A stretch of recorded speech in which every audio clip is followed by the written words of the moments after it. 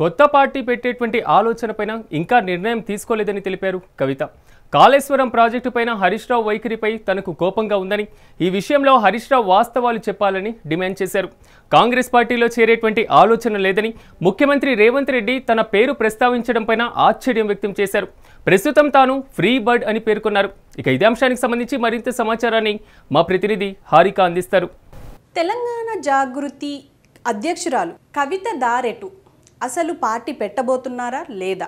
అసలు తెలంగాణ సమాజంలో కవిత ఎలా ఉండబోతున్నారు? ప్రజల తరపున పోరాడే వ్యక్తిగా ఒక లీడర్గా ఉండబోతున్నారా, లేకపోతే ఒక పార్టీ పెట్టి పార్టీని రిప్రజెంట్ చేస్తూ ముందుకెళ్ళబోతున్నారా? ఎందుకంటే ఇప్పటికే మనం చూస్తూనే ఉన్నాం, 42% బీసీ రిజర్వేషన్ ఏదైతే ఉందో దీని తరపున పోరాడడానికి నేను ముందున్నాను అని చెప్పేసి ఎప్పటి నుంచో గలమెత్తుతున్నారు.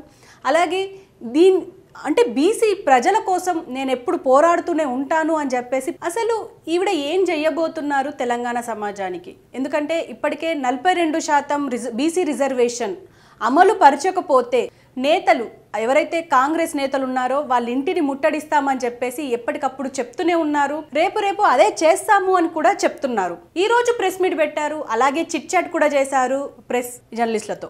అయితే జర్నలిస్టులతో మాట్లాడిన మాటల్లో మాత్రం చాలా హైలైట్ అవుతున్నాయి. అందులో ముఖ్యంగా ఎవరు రాజకీయాల్లోకి మనల్ని ఆహ్వానించారు, అలాగే మనకు సీటేసి కూర్చోండి అని చెప్పరు, దూసుకుంటూ వెళ్ళడమే అని చెప్పేసి అన్నారు. అలాగే ఇంకో మాట కూడా అన్నారు. అంటే ఈవిడ కేసీఆర్ మనకు చూసాము, పార్టీ పెట్టే ముందు ఎంతో మందితో ఎన్నో గంటల సమయం కేటాయించి వాళ్ళతో డిస్కస్ చేసి పార్టీని ముందుకు తీసుకెళ్లే దిశగా ప్రయాణించారు. అలాగే అదే దిశలో నేను అదే చేస్తున్నాను. ఏంటంటే నేను చాలా మందితో డిస్కస్ చేస్తున్నాను. ముఖ్యంగా దేశంలో ఉన్న ప్రతి నేతతో నేను మాట్లాడుతున్నాను. ముఖ్యంగా మన రాష్ట్రంలో ఉన్న ఎంతో మందితోని మాట్లాడుతున్నాను, ప్రతి నేతతో మాట్లాడుతున్నాను, నాకు కావాల్సిన సలహాలు తీసుకుంటున్నాను, పార్టీ పెట్టాలా వద్దా అన్న దాని మీద ఇంకా ఆలోచిస్తున్నాను అని చెప్పేసి అంటున్నారు. అంటే హరిబరిగా నేను ఏది చెయ్యాలనుకోవట్లేదు, ఒక క్లారిటీతో ఒక విజన్తో ముందుకెళ్ళాలి అని అనుకుంటున్నాను అని చెప్పేసి అన్నారు. అలాగే నేను ఫ్రీ బర్డ్ని, అంటే నాకు ఇప్పుడు ఎలాంటి అవధులు లేవు, అలాగే నన్ను ఎవరు కట్టి పెట్టేవాళ్ళు లేరు, నాకంటూ ఒక విజన్ ఉంది, ఆ విజన్ మీద పనిచేస్తాను, అలాగే నా ఇంటి తలుపులు ఎప్పుడు తెరిచే ఉంటాయి, ఎవరైనా వచ్చి కలిసి వెళ్ళొచ్చు అని చెప్పేసి అన్నారు. అయితే ముఖ్యంగా మనం ఇక్కడ మాట్లాడుకోవాల్సింది ఏంటి అంటే ఈ మాటలకి అర్థం ఏమిటి? సో కేసీఆర్ ఇలా చేశారు కాబట్టి నేను కూడా అదే దిశలో తండ్రి మార్గంలో నడుస్తున్నాను అని చెప్పేసి అన్నారు. అంటే ఖచ్చితంగా కవిత పార్టీ పెట్టబోతున్నారు అన్నదైతే చాలా క్లియర్గా తెలుస్తుంది.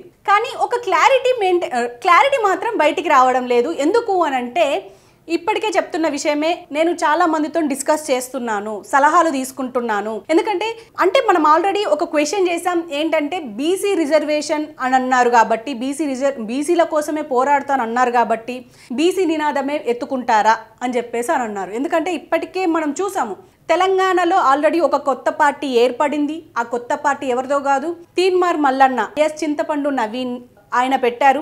అలాగే ఇప్పుడు ఆ పార్టీ బీసీలతోనే కొనసాగుతుంది అని చెప్పేసి చాలా క్లియర్గా, అలాగే బీసీల కోసం ఎంతవరకైనా ముందుకెళ్తామని చెప్పేసి ఆయన మాట్లాడిన మాటలు చాలా హైలైట్ అయినాయి తెలంగాణలో. అయితే మరి ఇప్పుడు కవిత స్టాండ్ ఏంటి?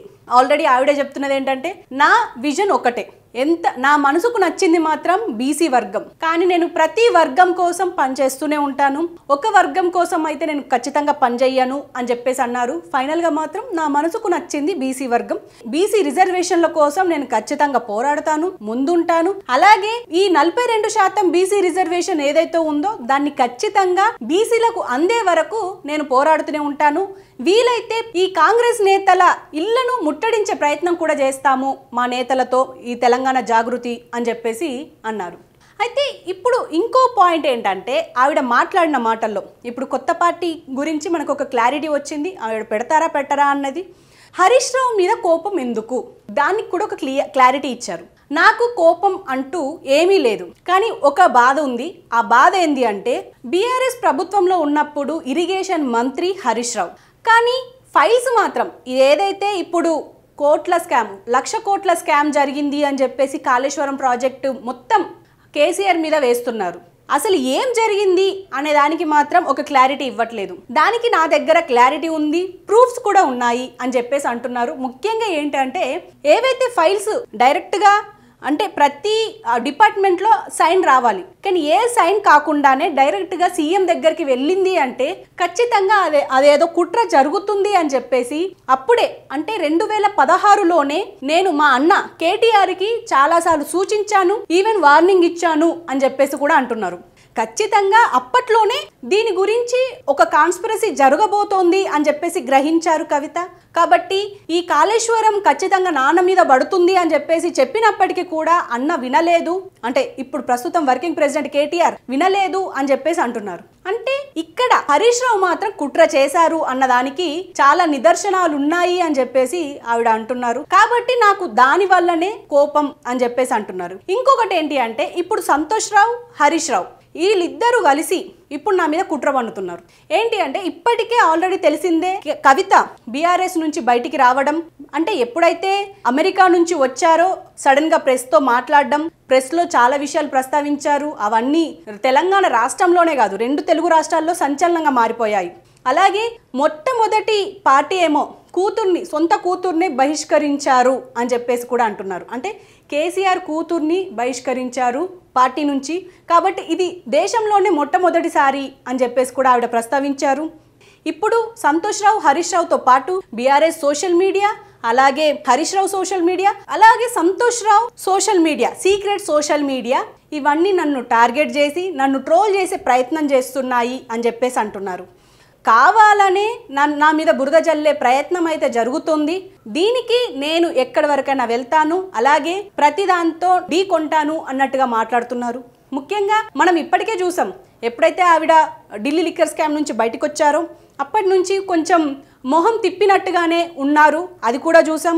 అలాగే అమెరికా వెళ్ళేసి వచ్చారు. ఆ గ్యాప్ తర్వాత మళ్ళీ మరి ఏం ఆలోచించుకున్నారో ఏదో తెలియదు, పార్టీ నుంచి వెళ్ళిపోదామా అన్నట్టుగానే ఉన్నారా? ఎందుకంటే అప్పటి వరకు ఎవ్వరికీ వ్యతిరేకంగా మాట్లాడని కవిత అప్పటి నుంచి హరీష్ రావు పేరెత్తుకోవడం, అలాగే ఇటు సంతోష్ రావు పేరెత్తుకోవడం, కొన్ని దయ్యాలు తిరుగుతున్నాయి అని లేఖ రాయడం, ఇలా చాలా వరకు అప్పటికే మనకు ఒక హింట్ వచ్చేసింది, తెలంగాణ సమాజానికి ఒక హింట్ వచ్చేసింది, కవిత బీఆర్ఎస్ నుంచి బయటికి వెళ్ళిపోతున్నారు అని చెప్పి. సో అదే జరిగింది. సెప్టెంబర్ 2 రోజు మనం చూసాము ఆవిడని బహిష్కరిస్తూ లేఖ విడుదలయ్యింది. సో ఫైనల్గా మరి ఇప్పుడు కాంగ్రెస్ గురించి మాట్లాడుకోవాలి. ఇప్పుడు కాంగ్రెస్తో కవిత ఉన్నారు, అలాగే కాంగ్రెస్ సీఎం ముఖ్యమంత్రి ఇప్పుడు ప్రస్తుతం కవిత వెనుక ఉన్నారు అన్నదానికి ఆవిడ క్లియర్గా చెప్తున్నారు, నన్ను అక్కడి నేతలు కావచ్చు, అక్కడ సీఎం కావచ్చు, ఎవ్వరు నాతో మాట్లాడలేదు, నాతో అసలు ఎలాంటి సమాచారం లేదు, వాళ్ళకు నాకు ఎలాంటి టచ్ లేదు. అలాంటప్పుడు నేను వాళ్ళ పార్టీలోకి వెళ్ళాలన్న ఆలోచన కానీ అసలు నాకు ఎలాంటిది లేదు అని చెప్పేసి ఆవిడ క్లియర్గా చెప్పారు. నిన్ననో మొన్ననో సీఎం రేవంత్ రెడ్డి కూడా ఇదే మాట్లాడారు. అంటే మా పార్టీలోకి రానివ్వం అని చెప్పేసి మాట్లాడుతూనే అలాగే ఆవిడకి ఎవరు కాల్ చేశారు, ఎవరు మాట్లాడారు అని చెప్పేసి కూడా అన్నారు. చెప్పిన దానికి ఇటు కవిత చెప్పిన దానికి మొత్తం పొంతన చూస్తే మాత్రం అసలు కవిత ఇటు కాంగ్రెస్కు కావచ్చు, ఇటు కవిత తెలంగాణ జాగృతి అధ్యక్షురాలు కవితకి కావచ్చు అసలు ఎలాంటి టచ్ లేదు అని చెప్పేసి అయితే తెలుస్తుంది. అయితే ఇప్పుడు బీఆర్ఎస్ నేతలు ఎవరైనా టచ్లోకి వచ్చారా అని చెప్పేసి అడిగిన ప్రశ్నకి మాత్రం చాలా క్లియర్గా చెప్పారు, నాకు చాలామంది టచ్లో ఉన్నారు, కానీ ఇప్పుడు ఆ లిస్టుని మాత్రం నేను బయటికి తీయలేను, కానీ సమయం వచ్చినప్పుడు తీస్తాను అని చెప్పేసి అన్నారు. మనం ఇప్పటికీ గమనించింది ఏంటి అంటే కవిత ఎప్పుడైతే ప్రెస్ ముందుకి వస్తారో ఖచ్చితంగా ఏదో ఒక సంచలనం, మాటలు మాట్లాడడం, వైరల్ అయిపోవడం ఇవి జరుగుతూనే ఉంటాయి. కాంగ్రెస్లో కవిత చేరబోతున్నారా అంటే నాకు ఆ ఆలోచన లేదు, రాదు అని చెప్పేసి క్లియర్గా చెప్పేశారు. అయితే కాంగ్రెస్ గురించి మాట్లాడుతూ మళ్ళీ నెక్స్ట్ టర్మ్ కాంగ్రెస్ వస్తుందా అని చెప్పేసి అడిగిన క్వశ్చన్కి మాత్రం కరాఖండిగా ఒక ఆన్సర్ చెప్పారు. అసలు ఎలా వస్తుంది, ఎట్లొస్తుంది అని చెప్పేసి మాట్లాడారు. ఎందుకు అని అంటే ఇప్పటికే మనం చూస్తూనే ఉన్నాము కాంగ్రెస్ మీద చాలా వ్యతిరేకత పెరిగింది. అందులో ముఖ్యంగా ఏదైతే వాళ్ళు అమలు చేయాలి అనుకున్న ఆ 6 గ్యారెంటీల్లో 1 గ్యారెంటీ మాత్రమే సక్సెస్ఫుల్ అయ్యింది, అది కూడా 50-50. ఎందుకంటే ఫ్రీ బస్, ఈ ఫ్రీ బస్సును ఏర్పాటు చేయడం వల్ల మహిళలు కొట్టుకునుడు తిట్టుకునుడు తప్ప ఇంకా ఏం జరిగింది, ఏం ఒరిగింది తెలంగాణ సమాజానికి? ఏదైతే మహిళలను కొట్టుకునే విధంగా చేసిన ఆ ఫ్రీ బస్సు మహిళలకు అవసరమా? 10-20 రూపాయలు పెట్టలేని స్థితిలో ఉన్నారా అని చెప్పేసి ఇప్పటికే మనకు చాలా విమర్శలు వస్తున్నాయి. సో కవిత కూడా ఇదే ప్రస్తావించారు. అందులో ముఖ్యంగా నెక్స్ట్ టైం ఒకవేళ వచ్చే అవకాశం అయితే లేదు, ఖచ్చితంగా వేరే పార్టీలే వస్తాయి అని చెప్పేసి అన్నారు. పార్టీల గురించి కూడా మాట్లాడుతూ కొత్త పార్టీలు వస్తేనే అపోజిషన్ పెరుగుతుంది కాబట్టి పాలన జరిగే అవకాశం ఉంటుంది, అలాగే తెలంగాణ సమాజానికి కొంచెం బెనిఫిట్స్ వచ్చే అవకాశం ఉంటుంది అన్నట్టుగా మాట్లాడారు. ముఖ్యంగా ఏదైతే ఇప్పుడు మనం ఇప్పటికీ మాట్లాడుకుంటూనే ఉన్నాము, బంగారు తెలంగాణ అని చెప్పేసి తీసుకొచ్చారు కేసీఆర్. అప్పుడు నీళ్లు నిధులు నియామకాలు అని చెప్పేసి మాట్లాడుకున్నాం, అలాగే అదే ట్యాగ్తో నడిచాం. 10 సంవత్సరాలు బీఆర్ఎస్ పాలించింది, అయినా సరే విమర్శలు వచ్చాయి.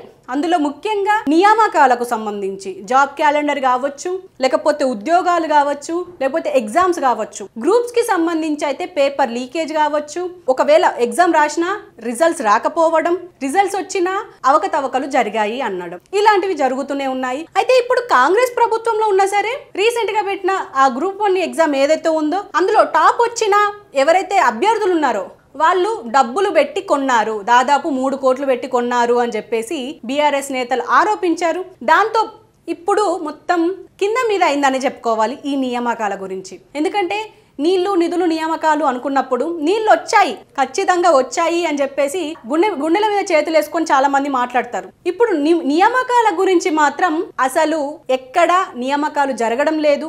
ముఖ్యంగా ఏదైతే ఈ గ్రూప్ 1 ఎగ్జామ్స్ ఉన్నాయో వాటికి సంబంధించి ఎప్పుడు అవకతవకలు జరగడమే తప్ప అసలు ఎక్కడ జాబ్లు వచ్చే అవకాశమే లేకుండా పోయింది అని చెప్పేసి అభ్యర్థులు ఇప్పటికే మొత్తుకుంటూనే ఉన్నారు. ఇక బీఆర్ఎస్లో నా పాత్ర ముగిసింది. సెప్టెంబర్ 2తో నన్ను బహిష్కరించారు. అలాగే నేను ఒక రాజీనామా పత్రం స్పీకర్కి పంపించాను. మళ్ళీ వీలైతే మళ్ళీ పంపిస్తాను, ప్రత్యేకంగా కాల్ చేసి కూడా చెప్పాను నా రాజీనామా యాక్సెప్ట్ చేయమని. ఇంతవరకు ఎందుకు యాక్సెప్ట్ చేయలేదో అది నాకు తెలియదు, అది వాళ్ళకే తెలియాలి. కానీ నేను ఫోన్ చేసి కూడా క్లియర్గా చెప్పేశాను, నేను ఇంకా పార్టీలో ఉండట్లేదు అని చెప్పి, నేను ప్రత్యేకంగా వెళ్ళాలనే అనుకుంటున్నాను అని చెప్పేసి అన్నారు. మరి చూడాలి ఇప్పుడు స్పీకర్ ఈ రాజీనామా లేఖని యాక్సెప్ట్ చేస్తారా లేదా. ఆల్రెడీ మనకు తెలిసిందే, ఇటు పార్టీలో నుంచి వెళ్ళిపోయారు కాబట్టి ఇక సపరేట్గా పార్టీ పెడతారు అని చెప్పేసి అందరూ నమ్ముతున్నారు.